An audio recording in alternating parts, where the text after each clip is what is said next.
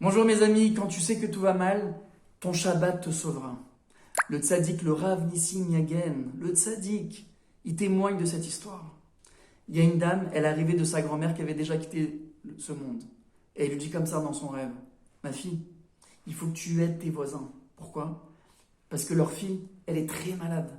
Elle a un problème grave dans la tête. Et le fait qu'ils transgressent le Shabbat, ça a engendré cette maladie grave. Mais si tu leur dis de faire Shabbat à partir de maintenant, c'est fini. Au bout de 60 jours, cette maladie, elle va complètement disparaître. Pas besoin d'antibiotiques, pas besoin d'opération, rien, ça va disparaître. Grâce à la force du Shabbat. Maintenant, la fille, elle n'a pas voulu y aller. Pourquoi? Parce qu'elle-même, elle ne fait pas Shabbat.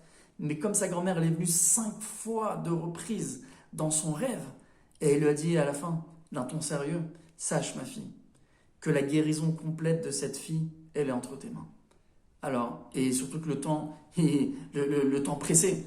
Alors, elle a pris à cœur les choses, elle est partie voir, elle a toqué chez ses voisins. Et même s'ils me prennent pour une folle, même si j'ai honte, j'y vais.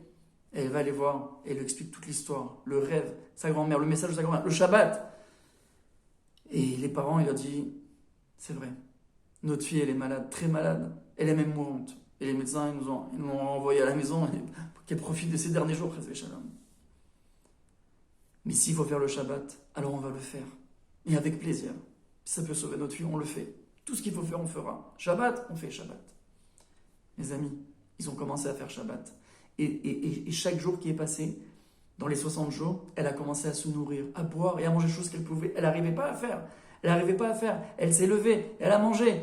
Et finalement, au bout de 60 jours, elle a même repris ses études comme si de rien n'était. Et vous savez, mes amis, quand ils sont partis chez les médecins pour vérifier, faire des radios, etc., des examens, qu'est-ce qui se passe ici? C'était une fille qui est mourante, elle a complètement guéri.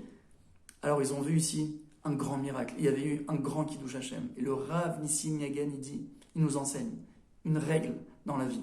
Si tu as un problème dans ta semaine, dans n'importe quel domaine, regarde dans ton Shabbat. Même si tu fais Shabbat, regarde comment tu puises les brachot dans Shabbat, parce que toute ta semaine, elle est puisée dans le Shabbat.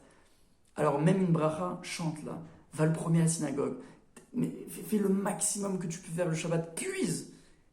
Parfait ton Shabbat. Et tu vas voir comment Hachem il va perfectionner Bezrat Hachem. Et c'est sur le long terme qu'on arrive à voir ça. Ta vie. Hazak. Et à bientôt pour une nouvelle histoire.